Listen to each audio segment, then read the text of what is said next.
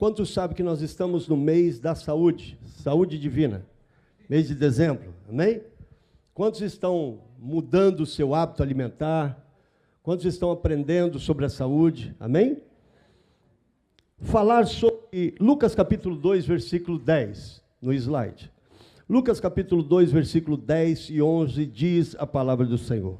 O anjo, porém, lhes disse, não temais, eis que eu vos trago boas novas, de grande alegria, que o será para todo o povo hoje, na cidade de Davi, nasceu o Salvador. Diga comigo, o Salvador de vocês, que é Cristo o Senhor. Tiramos 7 pontos desse tema. Esse versículo nos ensina a não temas, o aviso sobre a vinda de Jesus. Ele inicia com o anjo dizendo, não temas em receber o Cristo. A notícia é uma notícia boa e de grande alegria. Para quem é? Para todos os povos. O versículo diz, o anjo do Senhor disse, não temais, eu vos trago boas novas, e que o será para todo o povo. Ou seja, é só para a igreja, é só para os cristãos? Diga comigo, é para todos. Na cidade de Davi. Por quê? Porque ele apresenta Jesus como rei. Jesus veio de uma descendência real. Quem é? Um Salvador. Quem ele é? Um Salvador. O final do versículo ele aponta quem é ele? Cristo o Senhor. Para que ele seja o meu Salvador, ele tem que ser o meu Senhor. Quando eu o recebo como Senhor da minha vida, ele é boas novas para mim. Eu cresci num lar evangélico, então eu sou muito grato a Deus, porque é o que eu conheço, é o que eu sei a vida toda. Eu sou muito grato por esse presente. Jesus, ele entrou na história da humanidade. Ele veio a essa terra e esse plano de Jesus, ele não inicia na época de Jesus, mas ele inicia no primeiro versículo da palavra de Deus. Sim, porque o tempo não existe após Deus. O tempo existe dentro de Deus, ok?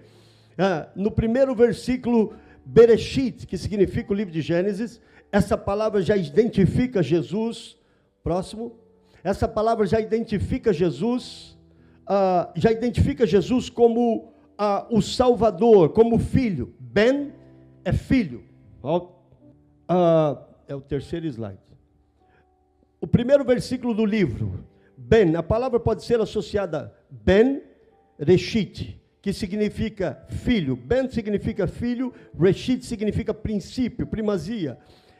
Em uma leitura cristológica, Bereshit pode ser entendido como o filho no princípio, ou por meio do filho no princípio. Toda a palavra de Deus aponta para o Filho de Deus. Toda a palavra de Deus, o Antigo Testamento, o Novo Testamento, ela aponta para o Filho. E o Filho veio à terra como uma promessa. Se nós lemos em Isaías capítulo 63, gostaria muito de poder ler com vocês Isaías 53, versículo 1 a 9. Vamos fazer uma leitura aqui um pouco extensa, mas vamos lá. E eu vou ler numa versão fácil de entender. Quem acreditou naquilo que ouvimos? Quem viu nele o grande poder do Senhor? Ele sempre esteve com Deus. Eu quero lembrá-lo que eu estou lendo 700 anos antes do nascimento de Cristo. Isaías, ele vem trazendo esta palavra antes do nascimento de Cristo, 700 anos. Ele sempre esteve com Deus, ele cresceu como um rebento, como uma raiz em terra seca. Ele não tinha beleza ou majestade para atrair a nossa atenção. Não havia nada na sua aparência para que gostássemos dele. Ele foi desprezado pelas pessoas e até os seus amigos o abandonaram. Ele foi um homem que sofreu muita dor. Nós o tratamos como se fosse alguém sem importância. O mundo recebeu a Jesus como alguém sem importância. Como se fosse alguém que as pessoas evitam ou nem olham para ele. Na verdade, foram os nossos sofrimentos que ele levou sobre si mesmo. Ele levou as nossas dores. Embora nós pensássemos que Deus o tinha castigado, ferido e humilhado pelo que ele tinha feito, na realidade ele foi castigado por causa daquilo que nós tínhamos feito. Ele foi esmagado pelas nossas maldades. Ele recebeu o castigo que nós merecíamos e isso trouxe a paz. Nós fomos curados pelas suas pisaduras. Versículo 6. Todos nós andávamos perdidos como ovelhas. Cada um seguia o seu próprio caminho, mas o Senhor fez cair sobre ele o castigo que a nós merecíamos. Ele foi traído, cruelmente, torturado, mas não protestou. Ele ficou calado como um cordeiro que é levado para o matadouro. Ele era como uma ovelha que fica calada diante dos seus tosqueadores. Ele nunca abriu a sua boca para se defender. Versículo 8. Depois de ter sido preso e condenado injustamente, ele foi levado para ser morto, sem que ninguém se importasse com isso. Mas na realidade, ele foi morto por causa dos pecados do seu povo. Versículo 9. Ele nunca fez mal a ninguém, ele nunca enganou a ninguém, mas ele foi sepultado ao lado dos criminosos e ele foi enterrado com os ricos. 700 anos antes, profecias eram dadas sobre Cristo, sobre o Filho de Deus. O Filho de Deus veio à terra, nasceu, e hoje ele habita entre nós. O Espírito Santo, ele está para nos mostrar e nos fazer entender quem era o Filho, para trazer a revelação do Filho, trazer a revelação do Pai. Nós temos mais de 100 profecias bíblicas anunciando Cristo antes da época de Cristo. Antes de Cristo vir à terra, antes de Cristo nascer, antes de Cristo ser crucificado, a palavra de Deus já aponta para Cristo. O interessante é que esses dias eu estava conversando com um judeu e eu perguntei para ele: o que você me diz sobre Isaías 53? Porque é um texto muito claro. E ele disse: o que está escrito em Isaías 53? E eu comecei a ler para ele, e ele falou: isso não está no Antigo Testamento. Eu falei: está no Antigo Testamento. E quando começamos a ler, ele falou: eu nunca tinha visto isso. O inimigo muitas vezes ele quer esconder o que Cristo é. O inimigo ele quer bloquear, ele quer deixar ofusco. E sei que todos nós passamos por muitas dificuldades. Cristo ele nasceu e já como bebê ele já começou a ser um fugitivo, porque ele era perseguido. Até os 2 anos de idade ele teve que mudar 5 vezes de lugar, porque ele era perseguido. As crianças foram mortas porque queriam chegar em Cristo. Ele não tinha formosura, ele, apesar de ser o Filho de Deus, ele não veio com nada nesse mundo. Eu estava orando a Deus nessa madrugada e eu comecei a fazer um pequeno comparativo no meu coração sobre Salomão. Salomão, filho do rei Davi, ele teve tudo, era a sua beleza, era a riqueza, era o poder, era tudo que ele tinha. E através de tudo que ele tinha, quando ele começou com Deus, ele estava indo bem. Mas no momento que ele se distanciou de Deus e começou a se misturar com o mundo, ele começou a cair. Cristo, ele veio sem beleza. Às vezes algumas pessoas dizem: olha, alguém me fez um bullying aqui. Eu imagino que Cristo tinha muito bullying. Às vezes alguém pode dizer: olha, mas eu não tenho muito dinheiro. Ele também não tinha. Olha, mas eu estou perseguido. Ele foi perseguido. Olha, mas eu passei por situações. Cristo também passou. Eu sou rejeitado. Ele também foi rejeitado. Agora ele precisava disso? Não. Ele fez isso por mim e por você. O interessante é que nós passamos por situação e já rapidamente a gente reclama, já rapidamente a gente fica triste, rapidamente a gente vai a alguém ou a gente quer mudar, mas quando nós olhamos para Cristo, nós vemos alguém com a mente firme. Eu estou em um propósito e eu estou fazendo isso pelo povo, pelos meus irmãos. Como Filho de Deus, ele veio em obediência ao Pai e ele morreu na cruz do Calvário.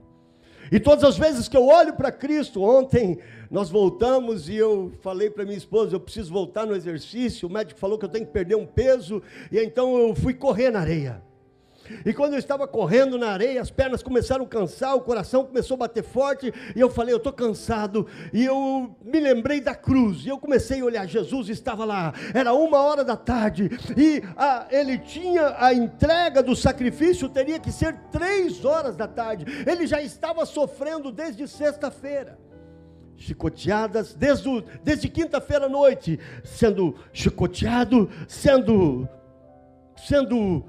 perseguido, sendo maltratado, sendo torturado, com coroas de espinhos, com palavras, e eu comecei a imaginar ali na reta final, já na sexta-feira, quem sabe ali por volta de 1h da tarde, Jesus já estava cansado, pendurado naquela cruz, mas ele sabia que ele poderia entregar-se às 3 da tarde. Se você não sabe, Jesus se entregou. Eles não mataram Jesus, ele se entregou. E teria que ser, para ser perfeito, segundo a palavra de Deus, que ele tinha que cumprir a palavra de Deus, a entrega, ele teria que aspirar, entregar a vida ao Senhor 3h da tarde. E eu comecei a correr e eu falei assim, Jesus, estava 2h, e ele estava ali, eu tenho mais 1h, eu digo, não, eu tenho que aguentar. Aí eu comecei a olhar e lembrar do versículo, tudo posso naquele que me fortalece. Se ele fez, eu tenho que fazer também. Se ele foi, eu tenho que ir. Ele é o meu exemplo. Qual é a lição que nós tiramos de Jesus hoje? Hoje nós estamos num mundo enfraquecido por todas as situações, por toda essa, muitas vezes, esses noticiários e notícias que vêm, e cada vez querem nos deixar mais fracos. Mas quando nós olhamos para Cristo, nós vemos alguém forte. Quando nós olhamos para Cristo, nós vemos alguém que sim, foi rejeitado, mas não, ele não abandonou o barco. Quando nós olhamos para Cristo, nós vemos um Cristo que ele sabia de todo o sofrimento que ele ia passar. E no momento do Getsêmani, ele olhou e disse, olha, Pai, se puder, passa de mim esse cálice, mas todavia faça-se a tua vontade e não a minha.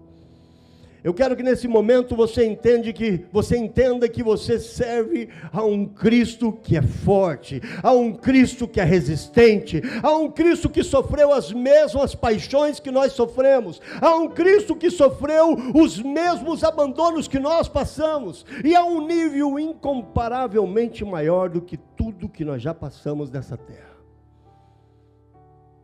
Ele é o Cristo, o Salvador. E pelo qual o pecado ele estava passando por tudo aquilo? Pelo meu pecado, pelos pecados da humanidade. Hoje nós celebramos o nascimento do Salvador. Hoje nós celebramos o nascimento daquele que mudou a história do mundo. Hoje nós celebramos o nascimento daquele que fez história, inclusive em todos os lugares, entre meios cristãos ou não, nós temos hoje um antes de Cristo e um depois de Cristo. Nós temos um calendário e tudo aponta para a palavra de Deus. A palavra de Deus é o livro mais antigo, é o primeiro livro escrito. E ela fala e aponta Jesus como centro de tudo. Nós estamos reunidos como igreja para dar a glória a Ele. Amém, igreja? O Pai entrega o Filho, e o Filho se submete.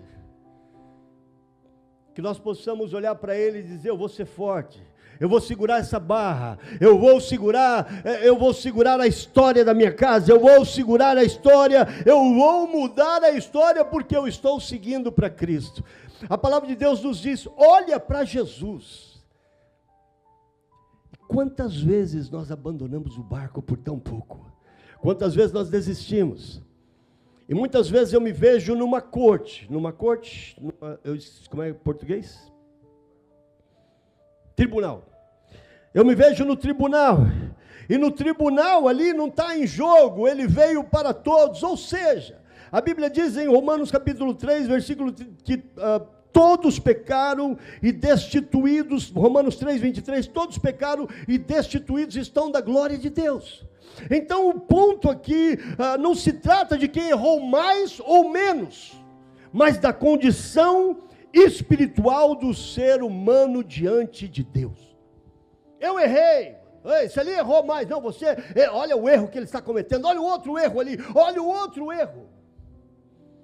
Quantos aqui já mentiram uma vez na vida? Coloca a mão para cima assim.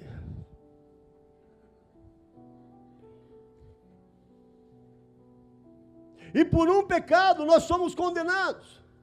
Mas aí na condenação, Cristo entra e diz assim: eu entro.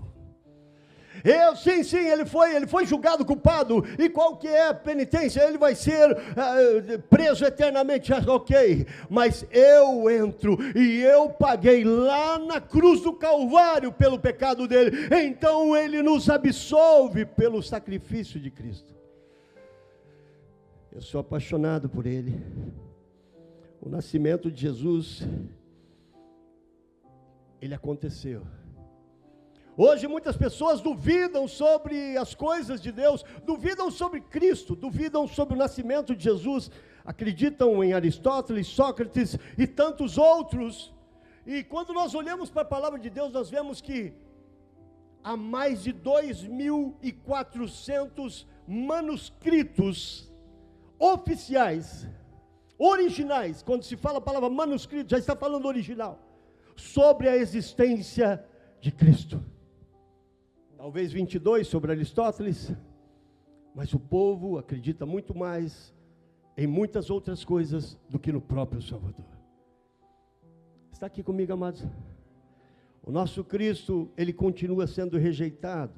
O nosso Cristo, ele continua sendo desprezado. O nosso Cristo continua sendo maltratado. Através de quem? Através muitas vezes de mim, de você, quando nós vamos anunciar a Cristo como Salvador. Eu me lembro muitas vezes, eu andando com a Bíblia, às vezes as pessoas fazem comentários. A palavra de Deus, o Cristo, ele anda conosco, de mãos dadas. E voltando para a minha corrida na praia ontem, eu olhava o local que eu determinei parar, e eu falei: Cristo não parou, ele foi até as 3 horas, eu tenho que ir até aquele determinado lugar. E eu comecei naquela corrida minha, a praia cheia, era de manhã, mas já estava cheia, e eu correndo ao Senhor, e eu comecei a glorificar o Senhor, e falando com o Senhor no meu pensamento, e pode talvez ser um pouco fanático para você, mas para mim eu vi Cristo comigo. Vamos lá, vamos correndo junto, vamos, está chegando. Ele nos ama, Ele está conosco em todo o tempo. E eu tive o privilégio, na minha ordenação pastoral, de vê-lo, de conhecê-lo, de recebê-lo. Os meus olhos viram a Cristo. Ele é real. O amor dele é sobrenatural. Ele é doce, ele é amável. Ele nunca errou, nós erramos, mas ele não.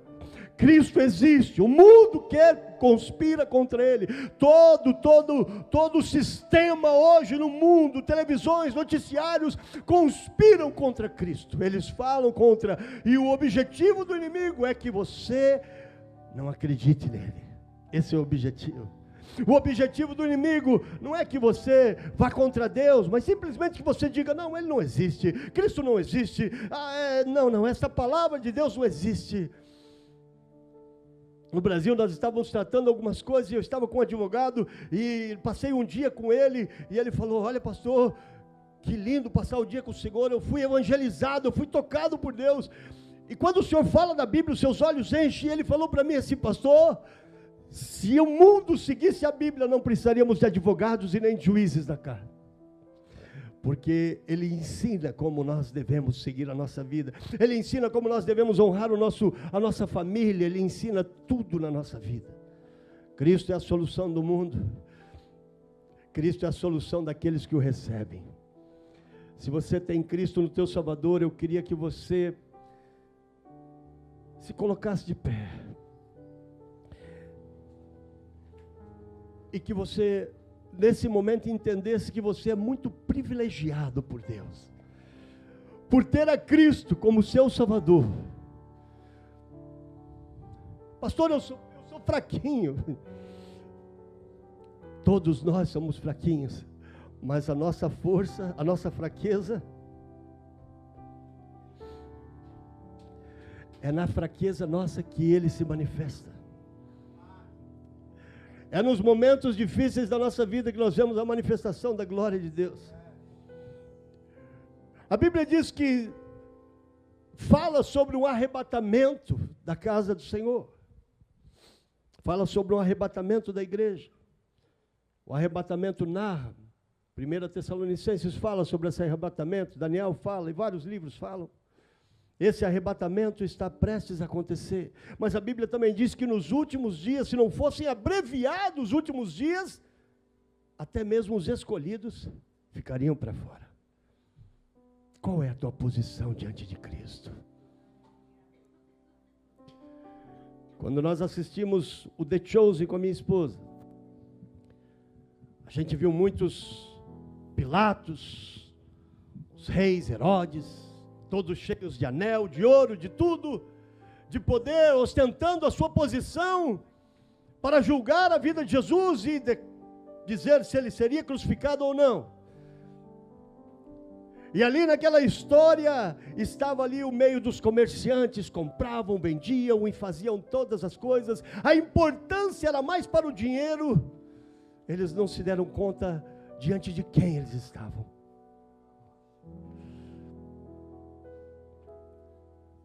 Tudo é importante. O dinheiro é importante, a família é importante, nossos filhos são importantes, a igreja é importante. Mas Cristo é a nossa vida. Pastor, se Jesus não nasceu em dezembro, por que nós celebramos em dezembro? Olha, eu olho para a palavra de Deus e eu vejo Mateus, Marcos, Lucas e João narrarem várias histórias de Jesus, parábolas, histórias, milagres e todas as coisas, e eu vi que nenhum deles se preocupou em dizer exatamente o nascimento, qual o dia Jesus nasceu. Eles sabiam quando Cristo nasceu, mas eles não colocaram essa data. E o que eu vejo é que, na verdade, talvez o dia exato do nascimento de Jesus, talvez não tenha uma relevância para nós. O que tem relevância é que ele nasceu. Ele nasceu no mundo, mas ele busca nascer em cada coração. Ele é gentil, ele bate, ele pede para entrar. Qual é o maior presente que nós podemos ter na vida hoje? Aceitar a Ele como Salvador. O amor que Ele tem por você, por nós, por cada um de nós, é extraordinário. Nada do que Jesus sofreu seja inútil para nós. Quando nós o recebemos como nosso Salvador, Deus, Ele faz todas as coisas cooperarem para o bem. Nós passamos dificuldades, passamos por várias situações, e Deus está afunilando, Deus está alinhando, Deus está ajustando as nossas vidas. Eu posso, dentro de todos os meus, tudo que eu passei, eu tirei uma frase, o qual eu chamei o David agora, e falei para ele antes dele sair, eu falei, lembra da frase do papai? Os meus maiores sofrimentos foram os meus maiores ganhos. Porque é nas perdas que nós ganhamos. E foi no maior sofrimento de Cristo que Ele deu a vida por nós. O teu maior ganho foi no maior sofrimento de Cristo. Não tenha medo de sofrer. Hoje nós estamos no meio de uma sociedade que não quer sofrer para nada, que não quer passar problema nenhum. Nós, como pais, não queremos que os nossos filhos passem problema nenhum. Mas deixa eu dizer para você, a vida é uma caixinha de charadas que nós temos que levantar e resolver coisas todos os dias. Todos os dias vai ter um leão na porta, e o dia que você não matar esse leão, no outro dia vai ter dois. Isso faz parte da vida. Mas lembre-se, nenhum leão assustou o nosso Cristo e Ele nunca correu. A palavra de Deus deixa muito claro que é somente com Cristo que nós temos salvação. Isso é um princípio cristão que nunca pode ser removido. Eu não preciso matar um cordeiro hoje. Ele é o cordeiro mudo que morreu. Em algumas religiões ainda tem muitos rituais.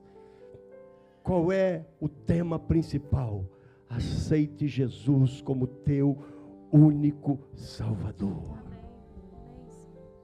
Quando eu ouvi, quando esses olhos aqui ouviram, o doce Cristo vindo, caminhando até mim. Claro que eu não posso fazer uma visão minha, uma teoria, mas eu quero dizer para vocês, Ele é real. E se você quer conhecê-lo, você pode pedir. Muitas pessoas recebem a Cristo e elas dizem assim: pastor, eu tenho a Cristo, mas eu nunca tive uma experiência com Cristo. Eu quero convidá-los a você convidar a Cristo a trazer uma experiência para você. Existem duas formas de você ter um encontro poderoso com Cristo. Uma delas aconteceu com Paulo, quando Paulo não estava esperando nem buscando, mas aquilo aconteceu repentinamente. Cristo apareceu. Alguns filmes mostram Paulo caindo do cavalo e tantas coisas acontecendo, mas foi algo repentino. Existe uma outra forma que eu e você podemos ter, assim como Paulo teve, e essa é a que nós provocamos esse encontro. Quantos são casados aqui? Levanta a mão assim. Quantos lembram do primeiro dia que você provocou aquele encontro com a tua noiva? Você foi lá, você se arrumou. Eu lembro que eu tinha uma Opala, fui lá, encerei, arrumei, comprei uma roupa linda, aqueles bancos limpo todos, para poder ter um encontro com a minha esposa. Preparei todo o campo. Ela tinha uma irmã, arrumei um amigo para a irmã dela. Eu gastei tempo provocando aquele encontro. Se você quer um encontro com Cristo, gaste tempo provocando esse encontro com Ele. Quem sabe você vai começar a levantar as madrugadas para orar. Quem sabe você vai ser desafiado a esse 2026 a ler a Bíblia várias vezes. Pastor, ler a Bíblia é impossível. Não, não é. Em 51 horas você pode ler a Bíblia de capa a capa. Não é difícil. Mas não ler simplesmente como um leitor, mas ler como um apaixonado por Cristo. Coloque tua mão no seu coração e feche os teus olhos em nome de Jesus.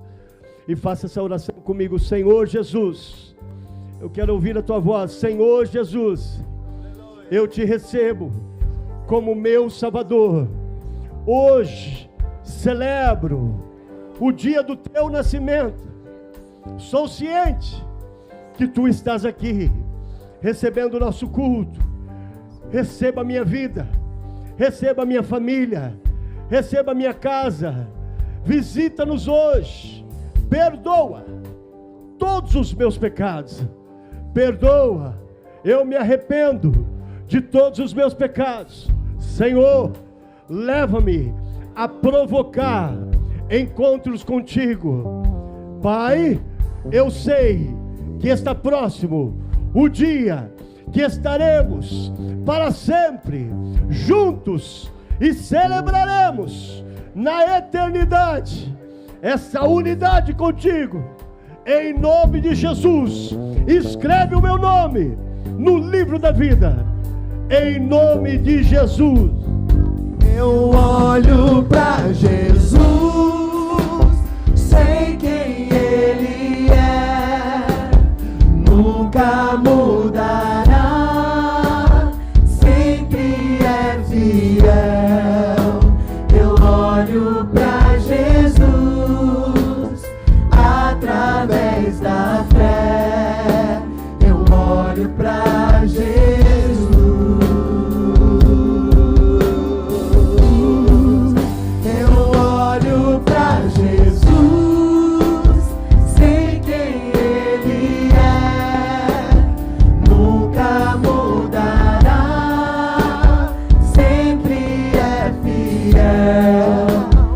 Olho pra Jesus, através da fé, eu olho pra com os teus olhos fechados, levante a mão assim comigo.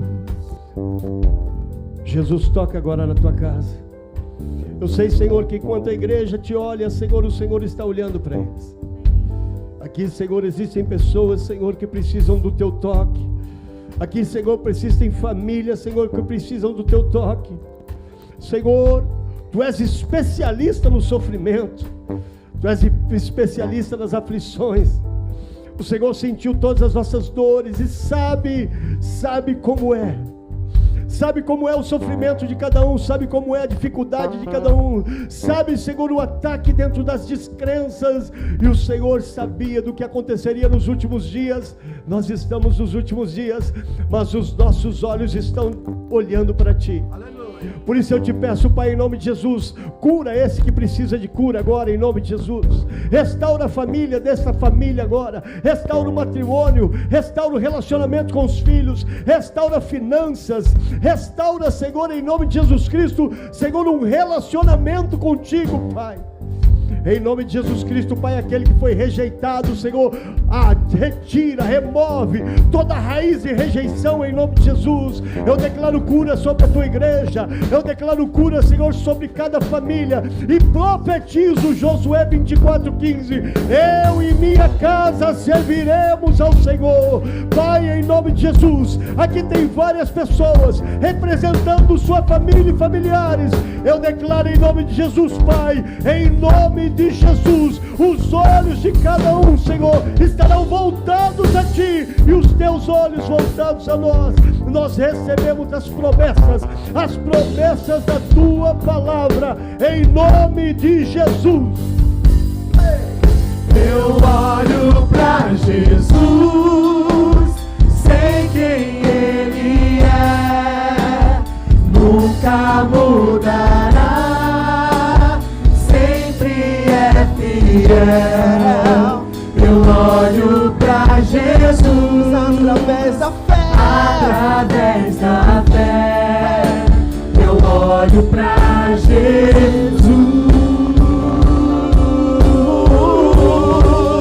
Eu olho pra Jesus, sei quem Ele é, nunca mudará, sempre é fiel.